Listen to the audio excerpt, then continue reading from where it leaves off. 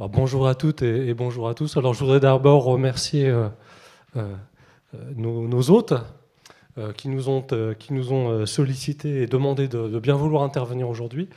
C'est pour nous l'occasion, en un trait de temps, de rencontrer finalement un maximum d'interlocuteurs. Notre travail, enfin Thierry vous en parlera plus particulièrement, s'agissant en tout cas de la structure dans laquelle nous officions. Notre travail finalement, à 80% de notre temps, c'est d'aller faire des audits sur site. Et là, on a l'occasion, en un trait de temps, de rencontrer un maximum de personnes qui sont intéressées aux problématiques de la sécurité et de la sûreté dans les églises.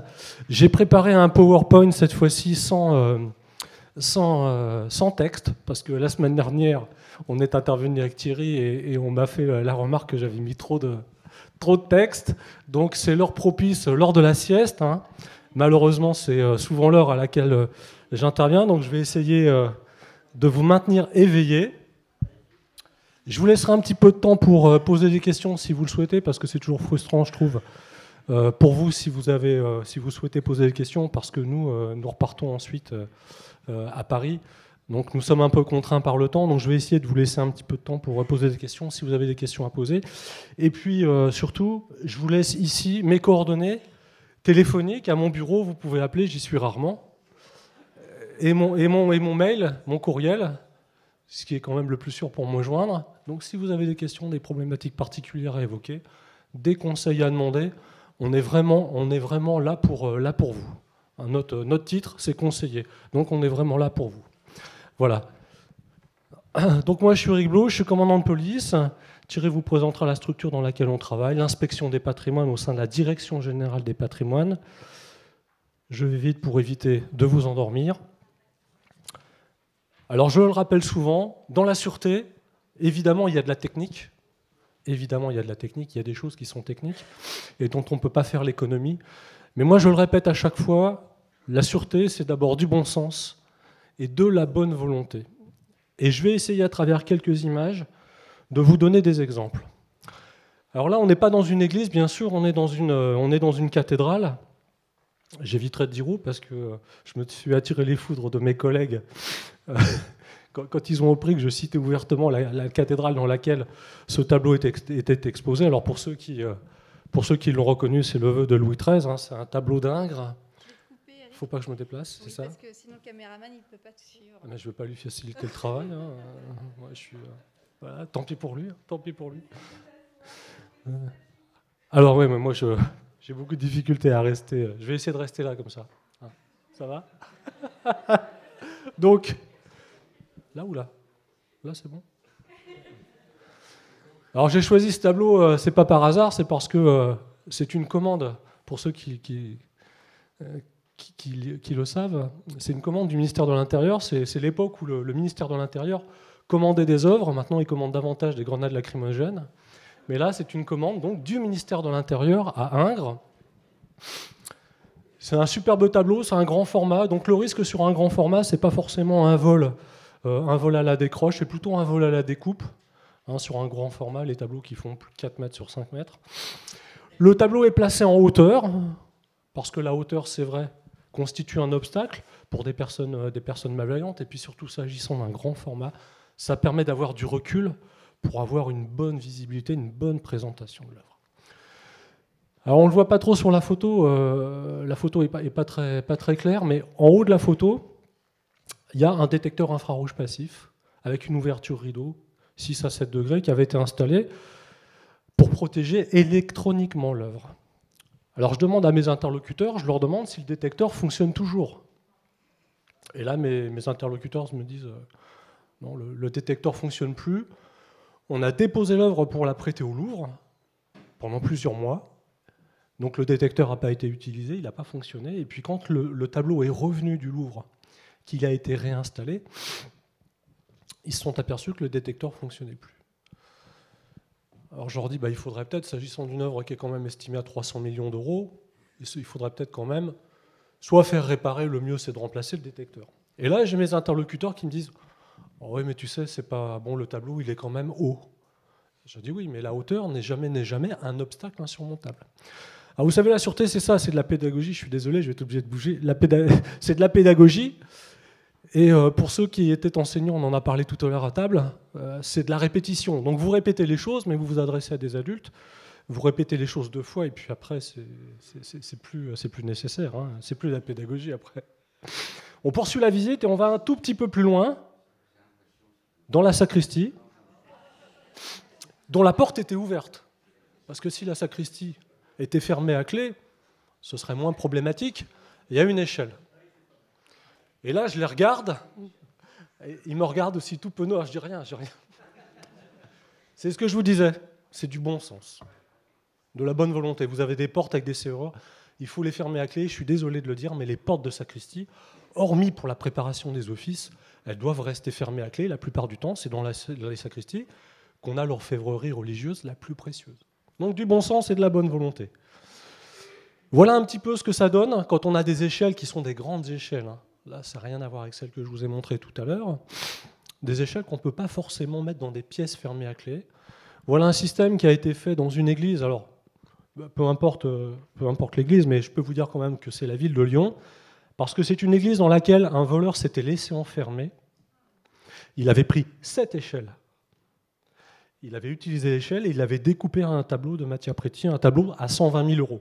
Et il est parti avec le tableau, qu'il a roulé sous son bras. Il a ouvert une porte, sortie libre, hein, vous savez, souvent les portes sont fermées de l'intérieur juste avec des loquets, et il est parti avec le tableau. J'y retourne plusieurs années plus tard, l'échelle était derrière l'autel, posée à même le sol. Je peux vous dire que là, vous venez dans une église dans laquelle il y a un vol avec une échelle, et l'échelle est toujours posée à même le sol, là vous vous dites, je vous disais bonne volonté, bon sens. Bonne volonté, c'est quand on a une échelle qui a été utilisée pour commettre un vol, l'échelle, on la laisse plus telle qu'elle. C'est un peu comme dans les immeubles à usage d'habitation, où pour accéder aux cages d'ascenseur, vous avez souvent des échelles au dernier étage, mais vous verrez, elles sont cadenassées, pour éviter que quelqu'un puisse accéder aux parties hautes, puisse aller sur les toits, et puis éventuellement saute. Voilà. Alors sachez quand même que j'y suis retourné, parce que Lyon, j'ai quand même fait pas mal d'églises. J'y suis retourné une deuxième fois, et l'échelle était toujours par terre. Alors là, je peux vous dire que j'étais pas content. Alors mon interlocuteur, c'est quand même quelqu'un que je connaissais depuis plusieurs années, et je lui ai dit, écoute Bruno, je dis, tant que l'échelle, elle sera comme ça, par terre, je ne reviendrai plus faire aucune mission à Lyon. Et donc, il m'a envoyé la photo pour me montrer le scellement qui avait été réalisé par les services techniques. Voilà. Alors, dans les échelles, un vol un petit peu plus récent, c'est un vol qui a été commis, vous voyez, je vous ai quand même mis la date, très récent, hein, on en a parlé beaucoup dans les médias, 6-7 novembre 2017. Donc les voleurs ont réussi à pénétrer dans l'église par un échafaudage, un chantier d'échafaudage qui permet d'accéder aux parties hautes. Et ensuite, là encore, ils ont utilisé les échelles et ils ont découpé 8 tableaux. Alors moi, j'y suis allé après le vol et ils ont remis l'échelle bien. Enfin, je veux dire...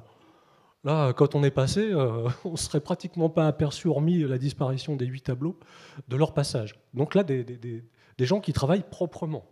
Voilà. Mais en attendant, les 8 tableaux avaient disparu, vous voyez. Alors il y a le préjudice évidemment financier, mais c'est surtout le préjudice moral, le préjudice patrimonial qui est important. Alors je vous ai mis quand même une petite réflexion du père Geoffroy de Latouche, qui a été interviewé. Alors je vous ai laissé le PowerPoint hein, pour ceux qui sont intéressés par... Mais voilà, la chose que je voulais vous montrer, c'était la dernière phrase, sa dernière remarque. Ces vandales n'ont d'autre religion que celle de l'argent, mais ils ne nous voleront pas nos prières. Alors moi je suis désolé de vous le dire, hein, il y a des hommes d'église parmi nous, mais dans la sûreté, l'espoir ou les prières ne font pas partie de la stratégie de mise en sûreté. C'est pas suffisant. Hein. Voilà, il y a d'autres petites choses quand même à faire.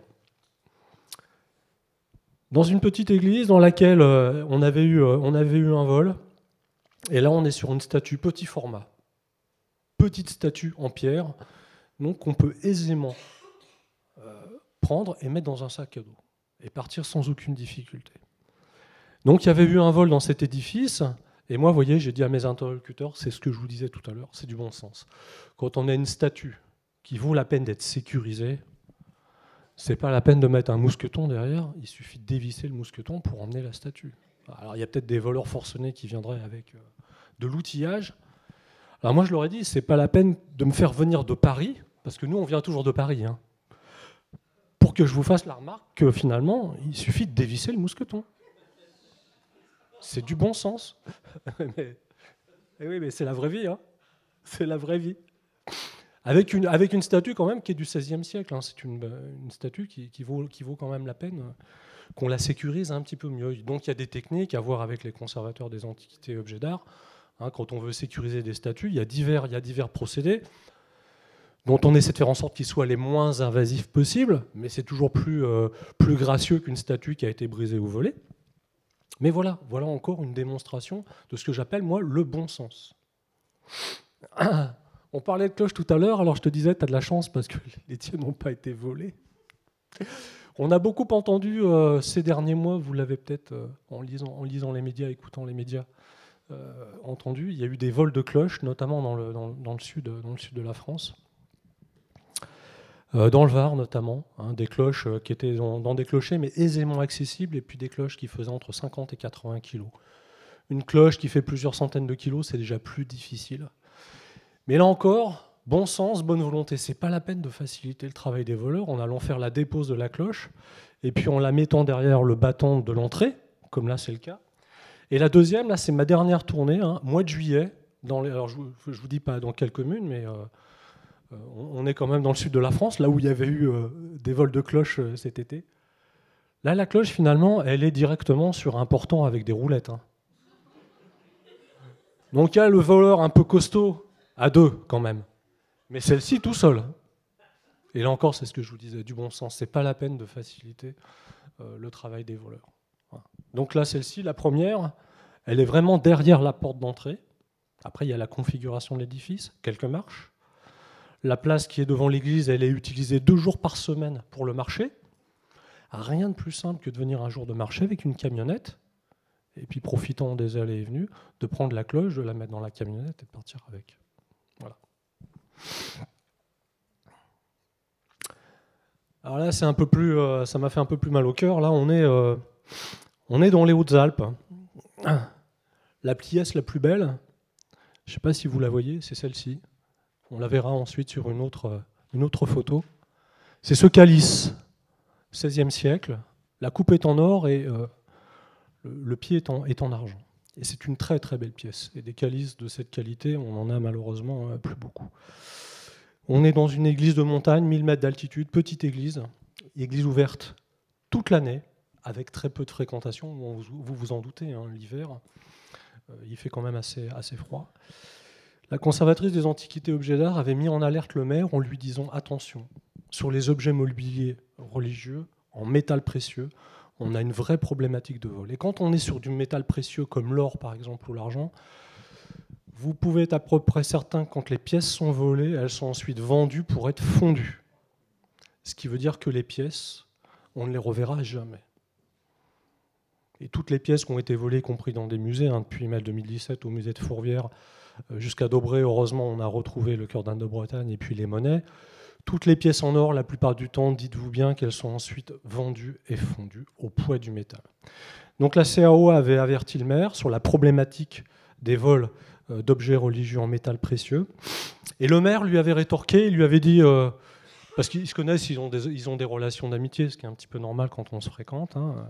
Il lui avait dit, mais tu sais, on a finalement une bonne vitrine, avec ici un encadrement en acier.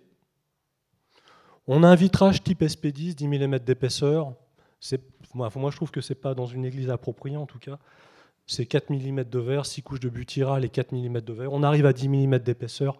C'est vraiment pas du vitrage anti-effraction, c'est un vitrage plutôt anti-vandalisme. Et puis surtout, il se reposait sur l'électronique. Et là, on le voit bien ici, vous avez 2 détecteurs. Là.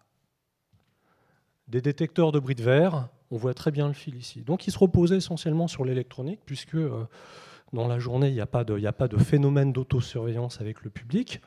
Il partait du principe que sa vitrine, finalement, était une bonne vitrine pour exposer une si belle pièce. Ça, c'est la vitrine, sans la pièce. Alors les voleurs, c'est la nature humaine. Hein. Les voleurs sont passés par le soubassement. Hein. plutôt que de casser le vitrage, ce qui est quand même assez bruyant. Ils ont cassé le soubassement, la porte du soubassement. Ils sont venus avec une scie électrique portative. Ils ont découpé un cercle du diamètre exact de la base du calice et ils sont partis avec le calice. 1 minute, 2 minutes. Voilà. Et là, le calice, on ne l'a jamais revu.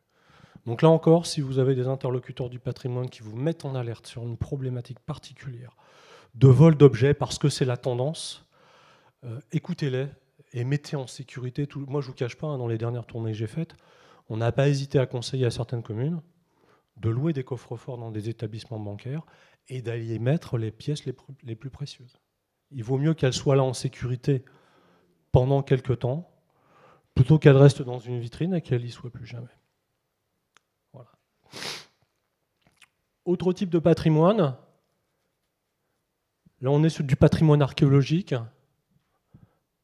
parce qu'on a effectivement comme ça des édifices qui sont utilisés à des fins aussi de présentation de patrimoine. Et là, si vous voulez, alors du patrimoine archéologique, rien à voir avec le calice du XVIe siècle que je vous ai montré sur la précédente vue, bien évidemment. Il y a aussi ces voleurs qui ensuite mettent la plupart du temps les objets en vente sur Internet. Ça se retrouve assez peu dans les brocantes, ça ne se retrouve pas chez les antiquaires, mais ça se vend bien par contre sur Internet. Et là, moi, j'ai fait la visite avec les collègues et vous savez, on teste les dispositifs systématiquement. Moi, je teste les dispositifs. Et là, je me suis contenté de soulever les placots, les capots en plexiglas qui n'étaient même pas fixés. Même pas fixés à leur support. Donc là, il suffit simplement de soulever les capots pour voler les objets. On a des fibules, on a des très beaux objets.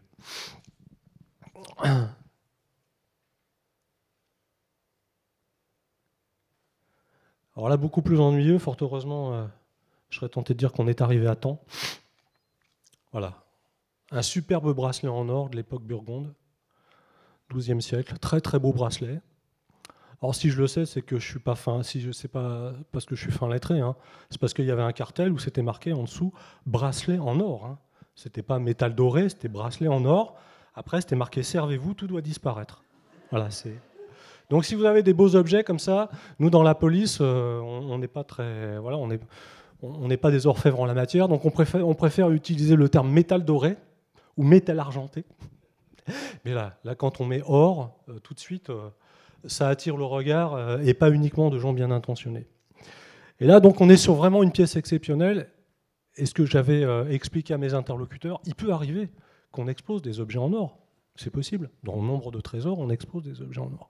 Ce qu'il faut toujours, c'est que la vitrine qui sert de présentoir, finalement, elle soit en adéquation avec la qualité des objets qui sont exposés. Alors, je vous en ai montré une tout à l'heure. Hein, vous avez vu avec un verre Expedis, avec un cadre en acier, et puis de l'électronique et un soubassement en bois. Celle-ci, c'est dans un autre genre, moins écologique, c'est du plexiglas. Et moi, je vous le dis de suite, hein, du plexiglas pour exposer des objets en or, c'est pas du tout adapté. On en parlait tout à l'heure avec la personne à qui on a déjeuné. Le plexiglas, voilà, c'est thermofusible à 100 degrés, ça fond très bien. Et donc voilà, c'est le mode opératoire privilégié des voleurs, ça ne fait pas de bruit, surtout quand on est dans des espaces, je le répétais tout à l'heure, où en termes de fréquentation, on a très peu de public, donc finalement, très peu de phénomènes d'autosurveillance. Donc là, fort heureusement, l'objet a été retiré. Hein. Voilà, je vous montre une autre photo, avec les cartels explicatifs. Voilà. Et puis, il y avait eu toute une publicité qui avait été faite aussi, on en parlait là encore tout à l'heure. Il n'y a pas que des gens honnêtes qui se renseignent et qui lisent les parutions. Hein. Il y a aussi des gens malhonnêtes qui font leur repérage sur toutes les publications que vous pouvez mettre sous leurs yeux. Hein. Il faut faire très attention. On a souvent on n'aura pas le temps de l'aborder aujourd'hui, mais cette vraie question, cette vraie problématique de savoir s'il vaut mieux finalement cacher les choses qu'en faire la plus large publicité. Moi, je suis toujours très réservé sur un patrimoine exceptionnel en faire la plus large publicité, à moins qu'il soit exposé dans des vraies conditions de sécurité. Mais je suis toujours très prudent parce que ça n'empêchera jamais les vols. C'est pas parce que l'objet a été publié dans le monde entier que ça empêchera des voleurs, comme par exemple à Rotterdam. Hein. Je ne sais pas si vous vous rappelez, on a des voleurs. Je crois que c'est en 2012. Ils ont volé plusieurs tableaux et comme ils n'ont pas réussi à les écouler, finalement, ils les ont brûlés. Hein. Ils les ont détruits. Hein. Donc c'est pas parce que les objets sont mondialement connus qu'ils ne peuvent pas être volés. Ils ne peuvent pas être vendus sur le marché officiel de l'art, mais ils peuvent être volés et détruits. J'ai encore un petit peu de temps, hein, ça va, et puis après je vais vous laisser poser des questions. Alors je vous disais, rappelez-vous tout à l'heure mon troisième slide, bon sens, bonne volonté. Là on est dans une cathédrale, faut pas toujours, mais c'est exactement la même démarche dans une église. On est dans une cathédrale, la porte que vous voyez, alors la photo n'est pas très bonne, la porte que vous voyez là, c'est une porte de communication, une porte de sacristie extérieure, qui permet une fois qu'on est dans la sacristie, de sortir à l'extérieur de la cathédrale. Alors si je montre cette photo, c'est parce que dans cette cathédrale, je vais enlever ma veste, excusez-moi, dans cette cathédrale, on a eu un vol très important. Les voleurs se sont laissés enfermer à l'intérieur de la cathédrale. C'est un mode privilégié des voleurs. Hein. Grosso modo, il y a 4 modes opératoires. L'enfermement volontaire est un mode opératoire privilégié par les voleurs qui préfèrent, plutôt que d'aller fracturer un ventail, se laisser enfermer à l'intérieur, quand on a notamment des caches potentielles. Donc les voleurs se sont laissés enfermer à l'intérieur de la cathédrale, ils ont fracturé la porte de communication intérieure de la sacristie, et ensuite ils ont volé à peu près 115 objets d'orfèvrerie qui étaient dans les placards de la sacristie. Pas de détection, pas d'électronique. Et ensuite, pour sortir, je vous parlais de ma camionnette tout à l'heure, c'est pas la mienne, ils ont garé leur véhicule à l'extérieur de la cathédrale, ils ont poussé la barre anti-panique, qui avait été installé à la demande de mes camarades pompiers. Ouh Ils ont poussé la barre anti-panique, ils ont chargé la camionnette qui était de l'autre côté. On n'a jamais revu aucun des objets qui ont été volés dans cette cathédrale. Aucun. 115 objets et de la belle orfèvrerie. On est dans une cathédrale importante. Hein. Aucun objet n'a été retrouvé, ni sur les sites internet, ni dans les ventes dans des catalogues. Alors pourquoi je vous montre cette photo? On peut discuter des barres anti-panique. Pour moi, la nuit, il n'y a pas de souci. Hein, quand l'établissement n'est plus ERP, hein, on ne reçoit personne la nuit. Hein. Toutes ces portes, il y a des dispositifs pour les bâcler. C'est la même chose pour les bâcler ou pour les barrer. Hein. Comme dans les cinémas, comme dans les centres commerciaux. Toutes les issues de secours, la nuit, il y a souvent des barres de bâclage, hein, en acier plein ou en profilet fermé avec des cadenas. Je vous montre cette photo parce que moi, j'y vais plusieurs années après le vol dans cette cathédrale. Et là, j'arrive, on termine toujours par le sanctuaire. Alors vous me direz, comme m'avait dit un interlocuteur, tu sais, il n'y a plus grand-chose à voler. Alors j'aime pas trop quand j'entends ça, j'aime pas trop. Et donc là, la barre anti-panique, elle avait été bâclée par un dispositif relativement simple constitué de 2 balais, 2 manches à balai. 2 manches à balai. On est dans une cathédrale, monument de propriété de l'État. Je pense qu'on peut investir un petit peu plus que 2 manches à balai pour sécuriser une porte de communication extérieure de sacristie. Là encore, c'est ce que je vous disais tout à l'heure, du bon sens. Moi, je leur ai dit, personne parmi les interlocuteurs présents qui se serait fait cambrioler chez lui aurait assuré une porte de l'intérieur chez lui avec 2 manches à balai en bois. Enfin, c'est pas sérieux. C'est pas sérieux. Donc, vous voyez, c'est ce que je vous disais, c'est quand même du bon sens et ensuite de la bonne volonté. Il faut prendre des dispositions pour sécuriser la porte. Alors vous le voyez, il y a des petites accroches en haut, hein, vous voyez, des petits... voilà. Mais tout ça, c'est pas sérieux. Parce qu'en réalité, dans une cathédrale, il reste encore de nombreux objets. Et puis, on a toujours la problématique des personnes malveillantes qui éventuellement peuvent mettre le feu. Comme on a eu dans certaines cathédrales, Nevers par exemple, où ils ont mis le feu à une armoire électrique qui était en partie haute, hein, sous charpente. Donc voilà.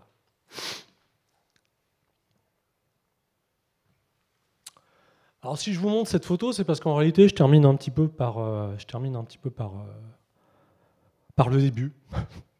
Parce qu'il doit finalement constituer la première démarche, on en a parlé tout à l'heure en aparté ici. La première démarche de mise en sûreté de son patrimoine, c'est de faire des photographies. C'est de faire des photographies. Il y a le récollement, il y a les inventaires, il y a toutes ces autres. Mais la première démarche, c'est celle-ci. Faire des photographies. Alors, je vous montre juste quelques photos chez un particulier, mais ça vaut exactement la même chose, hein, la démarche est la même. Dans une église, C'est de photographier son patrimoine et de se dire, si à un moment donné, c'est ce qu'on disait tous les deux, si à un moment donné les objets sont volés, il faut qu'on puisse, quand on va faire un dépôt de plainte, donner la photographie de l'objet ou des objets qui ont été volés.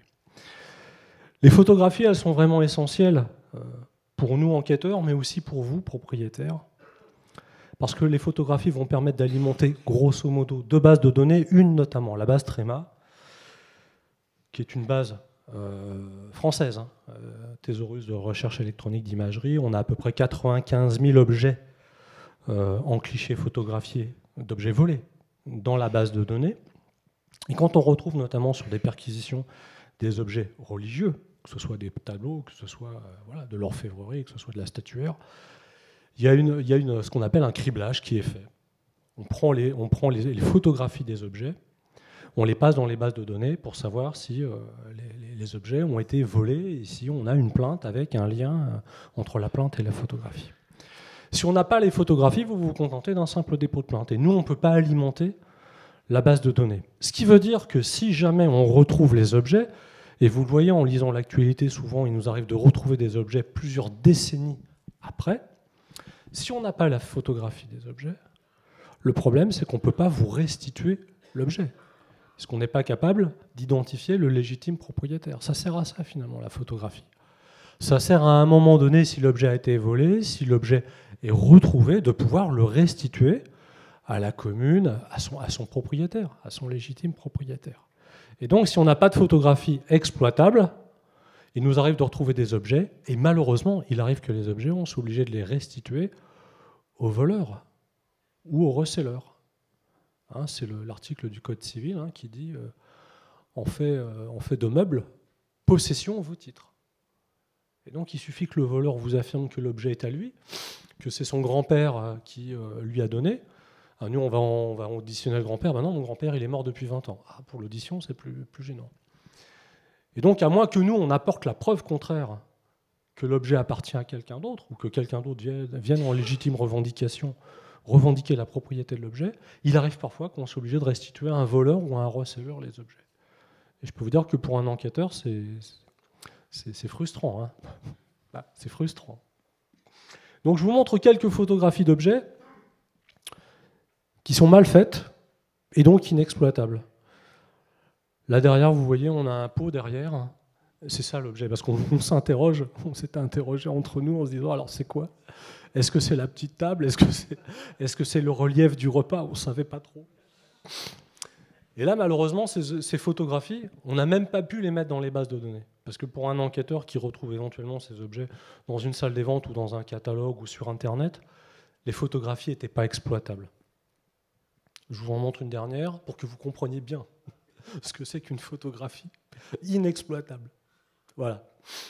Donc sachez-le, l'OCBC, l'Office central de lutte contre le trafic des biens culturels, a fait un PowerPoint qui explique comment faire de bonnes photographies exploitables pour des enquêteurs. Voilà. J'ai terminé, j'ai encore plein de choses à dire, mais je vous avais promis de vous laisser la parole. Donc je vous laisse la parole.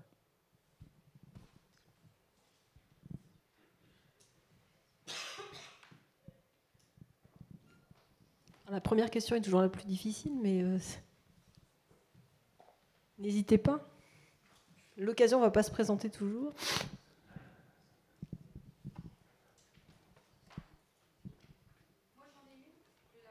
Bah écoute.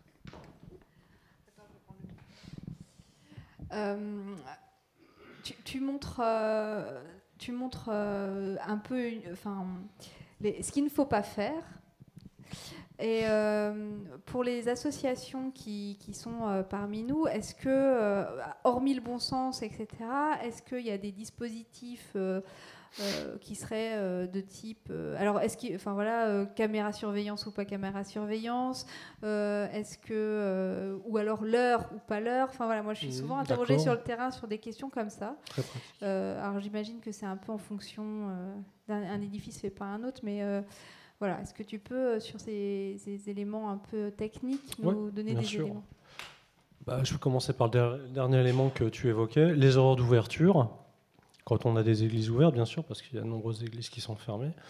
Mais quand on a des églises qui sont ouvertes, moi, ce que je conseille, c'est d'adapter les heures d'ouverture entre l'été et l'hiver à finalement la luminosité extérieure. C'est vraiment important, notamment pour la personne qui éventuellement va faire la ronde de fermeture le soir avant de fermer l'église. On fait une ronde de fermeture pour vérifier que personne ne s'est laissé enfermer intentionnellement, mais aussi pour vérifier que quelqu'un n'est pas resté enfermé, mais sans volonté malveillante, ce qui arrive parfois. Hein. C'est arrivé dans une grande cathédrale il n'y a pas très longtemps, très souvent. Une grande cathédrale il n'y a pas très longtemps où on a le CMN, le Centre des Monuments Nationaux, qui fait visiter les tours, je ne dirai pas où, et ils ont oublié des visiteurs dans les tours. Ils ont fermé à clé. La ronde de fermeture, c'est pas que du bon sens. Alors, pour moi, la règle première, c'est ce que j'appelle la gestion des clés. Dans les églises, la gestion des clés, c'est souvent quelque chose d'assez problématique, voire erratique. C'est la première démarche de mise en sûreté d'un bâtiment. Je vous ai parlé tout à l'heure de la démarche photographique pour le patrimoine mobilier. Mais en tout cas, pour le monument, pour l'immeuble en lui-même, pour l'église, la première démarche de mise en sûreté, c'est ça, c'est la gestion des clés. De faire un point régulier. Normalement, dans les monuments historiques, on dit tous les 10 ans, parce qu'il y a un turnover important entre les bénévoles, de faire un point sur la gestion des clés. Pour éviter d'avoir, par exemple, des bénévoles qui soient partis avec les clés. On en a certains qui sont décédés avec les clés. C'est leurs héritiers qui ont récupéré les clés. Et dans une église, c'est l'héritier du prêtre, notamment, qui avait déménagé l'orfèvrerie en disant que l'orfèvrerie, c'était la propriété de son oncle. Et ensuite, pour récupérer l'orfèvrerie pour la commune, je peux vous assurer que c'était compliqué. Toutes ces bonnes règles, hein, la gestion des clés, éviter certains types de clés, comme je le vois sur des églises, tout ce qui est clés plates, les clés qui sont facilement reproductibles. Les clés rondes, les clés à gorge, bon, on les conserve, hein, c'est déjà plus difficile de les reproduire. C'est tous ces conseils de bon sens. Je vous ai parlé tout à l'heure des échelles. Hein, je vous ai parlé de la ronde de fermeture et la ronde d'ouverture. Même si on a une église qui est fermée, parce qu'on n'a plus d'office, parce qu'on n'a plus de fidèles, parce qu'on n'a pas de touristes, il faut quand même aller la visiter de temps en temps. À minima, au moins une fois par semaine, pour éviter, comme dans certaines communes où je me suis déplacé, on avait constaté des vols, mais qui s'étaient peut-être produits plusieurs mois avant. Et comme personne n'allait visiter l'église, alors que l'église, moi je le rappelle, ça reste un monument certes, mais ça reste aussi un bâtiment communal. Donc il faut quand même si l'église est fermée, aller y faire un tour. Après, il y a tous ces principes de gestion des clés, tous ces principes de conservation des clés. C'est pas la peine de laisser les clés sous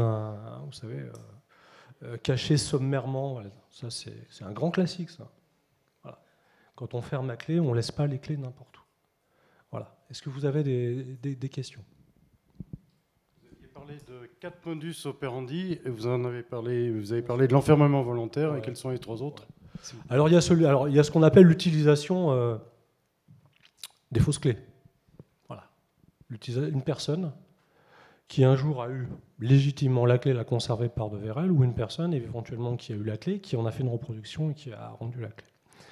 Donc on appelle ça des ouvertures finalement sans effraction. On a eu au moins 2 cathédrales dans lesquelles toute l'orfèvrerie a été volée sans aucune effraction. La Rochelle et Poitiers, il y a plusieurs décennies, toute l'orfèvrerie a été remisée dans la sacristie. Tout a été volé en une nuit sans effraction. Premier mode opératoire. Deuxième mode opératoire, l'effraction.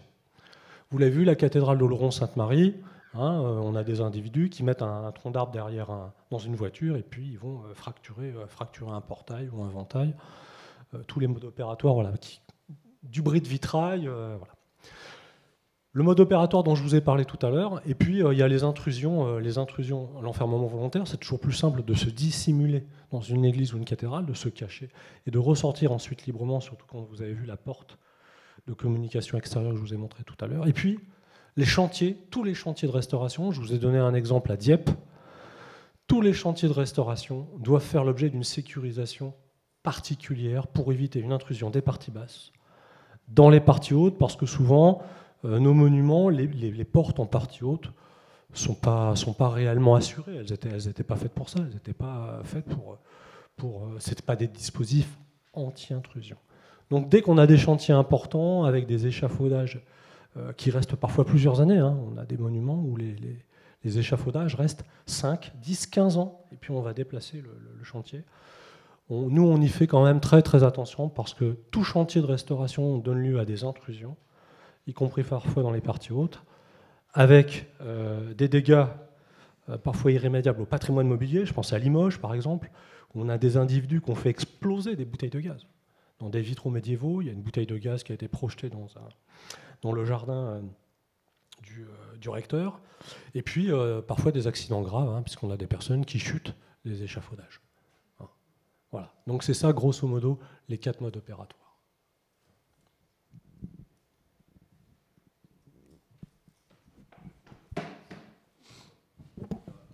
À propos des chantiers, une expérience qu'on a vécue à la cathédrale d'Arras avait un chantier au sol.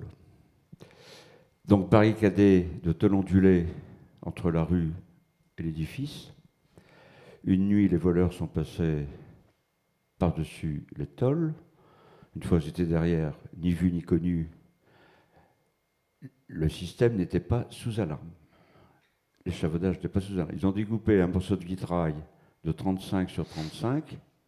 Ils nous ont emmené 7 chandeliers de 35 kg en bronze du 18e et 2 statues d'1,60 m classées monuments historiques en bois.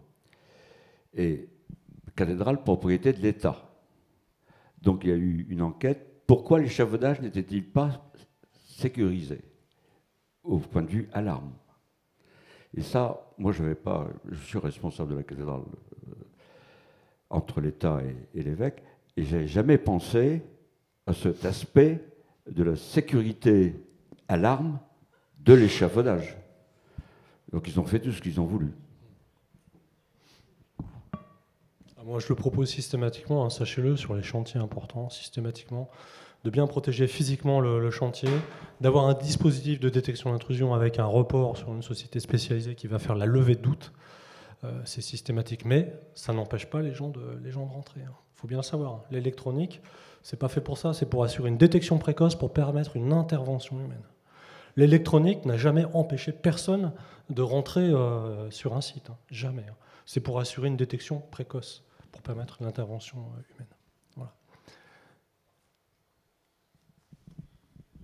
Y a-t-il un seuil financier à partir duquel vous dites ça vaut le coup, ça vaut pas le coup en fait?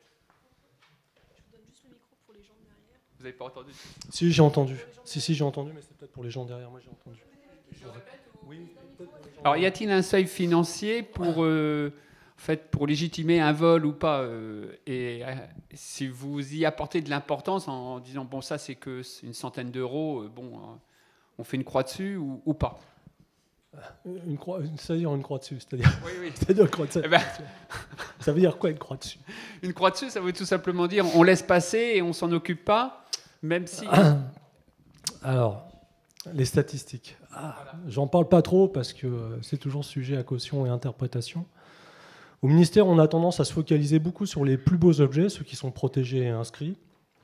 Ensuite, on a une classification des statistiques qui, moi, elle me laisse assez insatisfait, puisque on parle de faits de vol et pas d'objets volés. Donc le fait de vol, c'est l'exemple que je vous donnais tout à l'heure, Oloron-Sainte-Marie. Un fait de vol, 15 objets volés. Alors quand vous parlez de fait de vol et que dans une autre rubrique, une autre case, vous mettez les objets volés, c'est plus du tout la même chose. On arrive tout de suite à 500, 600 objets. Et puis ce qu'il faut savoir, c'est que comme dans tout fait criminogène, il y a ce qu'on appelle, nous, le chiffre noir. Vous savez tout ce que c'est, le chiffre noir. Hein. C'est toutes les infractions qui ne sont jamais portées ni à la connaissance de la police, ni à la connaissance de la justice. Un exemple, tous les vols qui sont commis, ce qu'on appelle le vol, la démarque inconnue, dans les grandes surfaces, il y a de nombreux vols qui ne sont jamais portés, qui ne font jamais l'objet d'un dépôt de plainte. Exemple, dans la cellule familiale, c'est un sujet dont on parle beaucoup, il peut y avoir des mots, voire des coups échangés.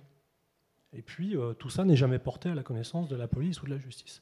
C'est ce qu'on appelle donc le chiffre noir. Et quand moi je discute avec mes camarades gendarmes, parce que ce sont essentiellement des gendarmes que je rencontre en zone semi-rurale et rurale, on s'aperçoit qu'entre ce qui est porté à notre connaissance et puis ce que nous, on estime être le chiffre réel des objets volés, nous, on fait la bascule de 1 à 3. On est à peu près persuadé que pour un objet qui a été effectivement déclaré, volé, on est à peu près persuadé qu'il y en a 2 ou 3 qui ne l'ont pas été.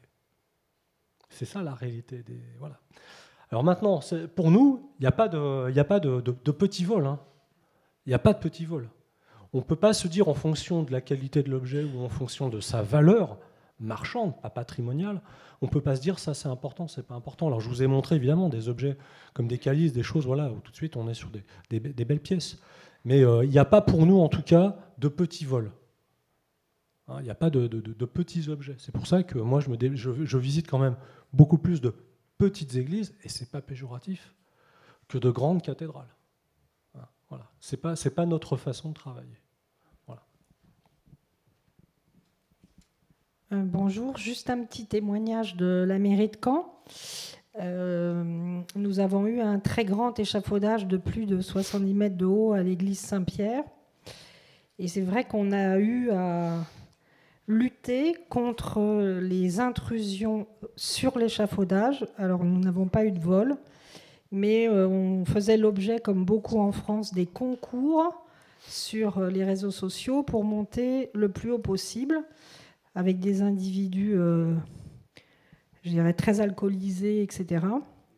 Et lorsqu'on avait ces problèmes-là la nuit, ni la police ni les pompiers ne montaient sur l'échafaudage proprement, par peur que la personne ne saute. Hein.